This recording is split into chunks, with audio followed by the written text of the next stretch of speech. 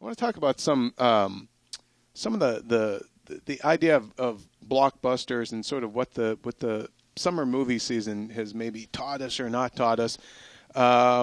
You look at the movies of this past summer, and we had a reader named Owen, I believe. Yes, Owen. Who had written into us, and he said, overall, what types of films do you think will be made based on the summer box office returns? Well, I mean, whose returns, though? Are we talking about domestically or are we talking about globally? Because I feel like, I just feel like maybe blockbusters aren't just for America anymore. You look at Transformers, it kind of underperformed domestically. It made $200 million, I believe, less than the last one did. Yeah. But it's the highest grossing movie of the year. It's made over $1 billion, and largely thanks to so much of it, how it played in China, being largely set there, co-funded or co-produced by them. And we see this more and more, like, Chris, I think you had mentioned before about Escape Plan doing, it was not a success in the States, but, Russia loved it, and all these sort of emerging markets are embracing these movies. Expendables 3, not a success here in the States, but China loves it. I think we can say Sin City. Sin City 2 is a flopperino. But, who knows? Maybe they'll love it in Brazil. I don't know. I mean, it really will have to. If they do, it won't matter because it didn't even come close to unless making you're going to make needed. $70 million there. I feel like then it becomes a really complicated financial question of, like, that's true, it's making a ton of money, but of the people that gave the money to make the film, how much of that are they getting? And that's a different equation that's complicated and is different per territory. But it kind of goes to Owen's question of, like, what kind of movies are we going to see down the line now, given how things performed this summer? And I think, again, it depends on, like, look, they're going to make a sequel. Excuse me, they're going to make a sequel to Hansel and Gretel: Witch Hunters, which didn't really do well domestically, but did quite well overseas. You look at movies like Pirates, that's been kind of diminishing returns on that one, yet the last one made $1 billion overseas. Yeah, Resident Evil is kind of like that too. Resident Evil, Pirates. I think Underworld. Pacific Rim, that's the reason we're Pacific getting Rim. That's why we're getting a sequel to it. So that's one of the things that summer has taught us is that international, I think the whole year tells us this, but really in the summer it's been underlined by Transformers that international is going to continue to play a bigger and bigger part. Even Sex Tape, which did okay here in the States, but it's doing very well in the UK. But I'm sorry, continue. What does Sin City tell us, though? Sin City, I think, we were talking about this a little earlier, but I think Sin City tells us, don't wait so long between sequels. There's probably not going to be an appetite left, Unless Ava Green is buck-ass naked throughout the entire thing. Then wait however long it takes to make that happen. I don't know. I mean, I feel like also, though, with Sin City is that it's not just the length of time between the sequels, which in some cases I actually think doesn't matter. But you're right, the two Jakes. But is that moment over for that kind of movie? I mean, to keep it on the Frank Miller, Ava Green tip, earlier this year we had 300 Rise of an Empire, which, that was several years after the last one made. Everybody expected that one to not really perform. It did okay. It wasn't a bomb. It did okay. I don't think anybody really needs to see another 300, even though it kind of ended on a sequel note. But no, I don't think we will, right? I don't really think I think people are like, oh, okay, that was a nice dessert. Thanks for the follow-up, but we're all going to move on now. I do think, though, it is interesting to me to think about the money aspect of it, because we're talking about how the international market is driving things, but I think that the piece of it that has to get worked out is like, okay, well, great, that's wonderful, and we've seen that evolve more and more over the last 10 years, where the international market and actually 20 years, and a lot of times, remember they had that list of, like, if this actor is in a movie, it will make back this, in the day. Yeah. It'll make this much money internationally, and therefore it can have this budget, and we can make the film. And that's actually how a lot of smaller films got made, because that's when actors were driving the box office. They don't anymore. But it's kind of coming back.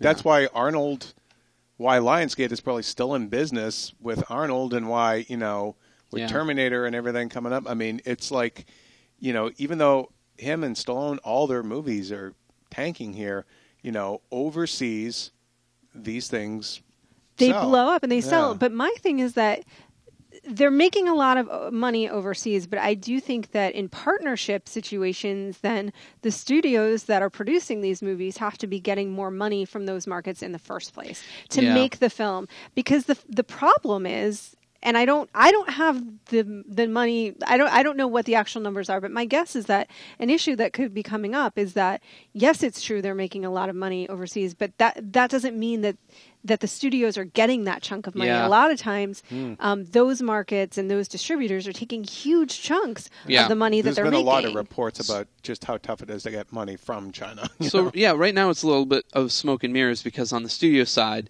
you'll basically be touting your numbers globally. You'll say this movie made $1 billion. Well, yes, at the box office it made $1 billion, but some of these films you're only getting 20% of the profits from China. If you're able to get it as a co-funded production in China, you can get up to 40%. But getting it as a co-funded production in China has a laundry list of stipulations, including you have to have certain Chinese characters that are painted in a better light than Western characters. I mean, there's a laundry list of things that have to be met in order for those kind of things to do. There have been some very particulars, like there was one about even when it comes to romances, or genres of movies, like not big on horror, not big on this. Like it's really going to dictate the types of blockbusters that we're going to be seeing going forward. I'm just saying, expect a lot more robots. Robots and monsters. And locations. We were talking with our producer. It's not going to be just Manhattan blowing up anymore. Yeah, we were talking about with our producer Kyle right before this started, and he was saying, the White House blowing up is cool to debut in America, but if it's funded from some other place, you might be seeing a lot more of like this, this Chinese location being destroyed. Well, we saw that with Transformers. Obviously, with the last Transformers film, a lot of it was shot in Hong Kong and Beijing, and they were destroying Hong Kong, which, anyway, that's a whole other complicated piece, but we'll put that to the side for now. But here's the thing that's interesting to me about that. The movie before that had still been the third most popular film, highest grossing film in China, and it didn't have all of that. You know what I mean? So it's just that it had giant robots running around smashing stuff. And so I just wonder how actually profitable any of this is becoming for the people that are putting out the money in the first place to make the film, and how that math problem is going to get solved. Well, I think it's I think it's an investment in a territory. It is an investment in the future, and I do think it is kind of everybody getting their needs met. Everybody's getting their cookies in this scenario. It's just that studios are basically saying, we made $1 billion, and really China, whoever is funding it in China is like, well, we made it $300 million. Legendary Pictures has really been.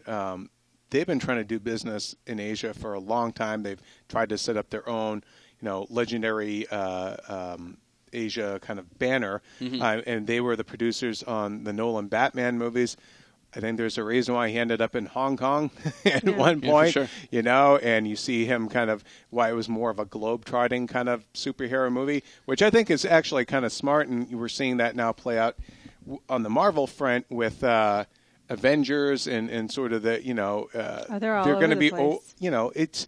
And it's just more fun, too, to see your characters kind of travel. What James Bond was doing that for years before anybody. But here's an interesting question. You're actually making, and I know this is an approach that Hollywood has always had to play with because there's that balance of commerce and creation.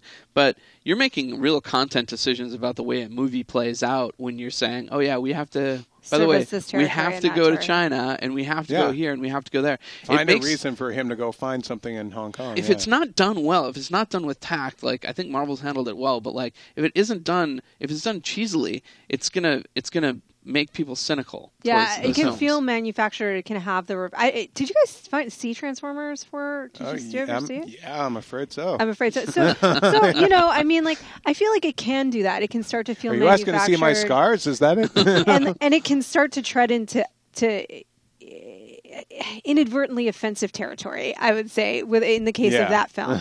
But I agree with you, Jim, in the sense of like, it's never a bad thing to have a more global mindset. It's not a bad thing, certainly, for Americans to have more exposure to the rest of the world. Like, it's good for us, you know? Yeah. And we are a global economy, and so that's also true. And you're right, like 20% of 500 million is still 20% versus zero. Right. Yeah. I wonder if some of the movies that had been made even a few years ago, would they have made even more money now? Like, what was the Pirates one with Chow Yun-fat? Was that at World's End? Yeah, that was the like something like that. Like where you maybe they were kind of thinking ahead of the curve there a little bit, and we're like, you know what? Let's try and make it a little bit more global. I mean, you see it with Bond's always been real global. Always Resident Evil. They've been they've gone overseas a lot. There was a reason why Die Hard ended up in Russia in the last one. Yeah. Like they are thinking ahead of like it's not. To go back to our thesis, if you will, it's like blockbusters aren't just for America anymore, and I feel like American audiences are going to have to accept that the fact that movies aren't going to really reflect our culture and our even people that look like us, talk like us, share our values. Like we're gonna have to get used to movies. But being maybe different. that'll have a nice impact on our culture. Wouldn't that be nice? Maybe we'll all become more inclusive and more open to other cultures. And we realize we're all just humans doing the best we can. Oh wow! So yay for Transformers for Michael Bay heralding saved the world, age of egalitarianism globally. He was a prophet. That's exactly what it's going to do. And in 1,000 years, there's a religion. Michael Bay. And then every Sunday something blows up. And Bumblebee saith unto the people, "Stop the planet! I want to get off."